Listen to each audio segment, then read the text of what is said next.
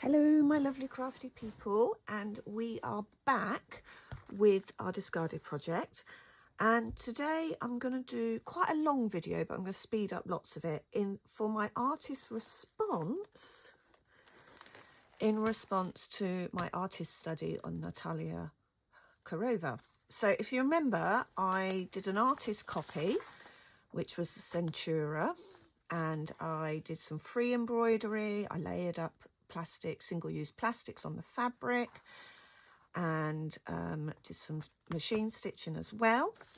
Then I went away and had a go at experimenting with some more plastics and using some of the techniques that Karova uses in her work.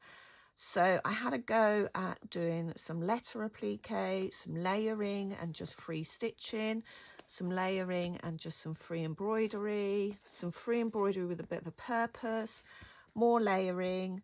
This was ends of straws, and I wanted to kind of like do a hammer bead effect, but it wasn't working. So I melted plastic over it, and then I added in some hand stitching. This is just a layer, or it's a sweet packet. And then I really like the colours, so I've layered up some gauze and some orange netting. This was embossed, so I layered it up with sort of my backing fabric, and then sprayed it and embossed it and slightly heated it before I closed the embossing folder, and then went over it with an alcohol marker. Here I've done a bit of a slow stitch collage. So these little flowers were cut out of single-use plastic bags using my die cut. Then I've put some sequins, some layers of plastic. This is a baby wipe that I used to clear up some coffee that I was coffee staining. And then this one didn't work at all. This one was, I did an image transfer of some clematis, and I wanted to sew them and then attach them. But every time I was sewing, it was ripping through. The tape, I don't think, is thick enough to hold the shape. So I ironed over it, melted them a little, and they've gone really kind of dark, but actually they stuck really well to the fabric. And then I had another go at sewing through, and again, it was just ripping. So that was another, didn't work too well. And then this was an acetate sheet that I coloured with alcohol marker, and then tried to melt, and it just didn't really do anything. I melted it with the heat gun and with the iron, and it just crumpled a little bit. But these are the leftover straws from this that I've melted just to create some funky effects. So I'm going to use some of these techniques and some of the techniques that I used in this piece to create my own artist response.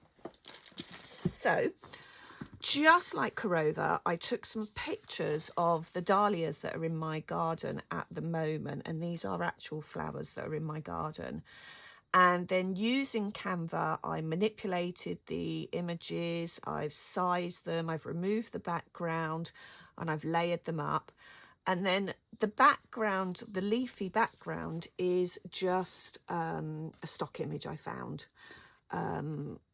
The leaves that I had photographed didn't come out very well. So I've layered this up, and then, so that's my really good quality picture that I can see the colours. I love the reds and the oranges popping out on top of the green and the yellows, just really autumnal fiery colours, so really warm there. So from that, I enlarged the image. And this is the image I'm going to be working from, and I've cut out a square of just cotton fabric. I think it's an old bed sheet, and I'm going to trace that image onto there. And then I'm going to work in layers, because when I did the artist copy, I realised I should have done the green layer first and then done the next layer and then done the next layer. So I'm going to work in layers, but I'm going to add some other elements to this. So yesterday, bearing with, I made some dahlia petals, dahlia petals. So this is just floristry wire, just some thin floristry wire that I bent into kind of a petal shape, and then using just some yellow plastic I folded it over and ironed it, and then I did several layers of that, folding it over to create the petals. And once they're dry, they've actually dried really solid. I did burn my fingers a few times, but so I'm going to use those at some point to create a 3D dahlia over the top on the final layer. So I'm going to add that in. What I've also done in preparation is I picked one of the dahlias and I popped it in my flower press. We can find it. Where is it? Where is it? Where is it? It's the only one that's in here, so is it below that one? It's not in that one, is it? Nope. It's in this one.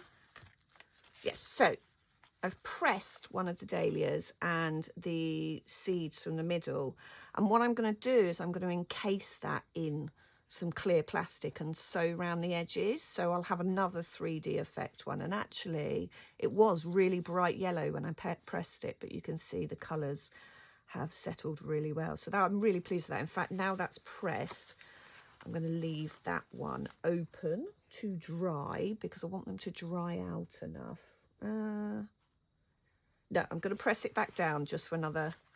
So that's 2 of the elements. I might even use that one for that bit because it's quite small. And then I am going to use just machine embroidery, and to create the stamens I'm probably going to use some hand stitching, some teeny tiny beads, and yeah, just working on the project in layers. Helps if you put this the right way over, and just creating a bit of an experimentation project, but also creating a multimedia, it's not multimedia, mixed media collage, but predominantly using the single-use plastics, fabric and sewing. So that's where I'm going. So this might take me a few days. So I'm going to video the different processes, and then I'm going to speed that video up. It might be quite a long video. I might end up doing it in parts, but you can see where I'm going to go with this. So I'm going to pause the video, stop it, so that I can just video without me rabbiting over the top of it, and then I can speed it up as I'm going. Stay with.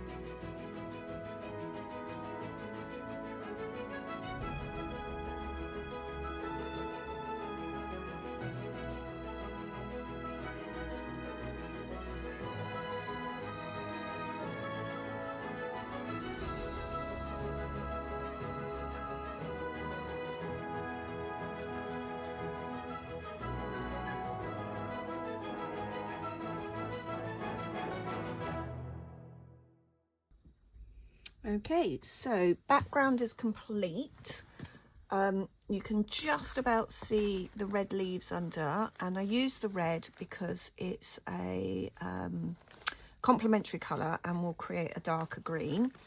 And then I've sewn round the leaf shapes to give it a leafy background, and you can see where I've left the space for the flowers. Now, as I said, I'm going to do that as a separate layer. I will trace the flowers onto some different fabric and do the flower stems, the flower heads separately. So this is the end of this video.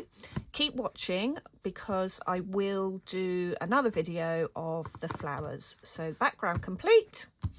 Now to move on to the flowers. Keep watching.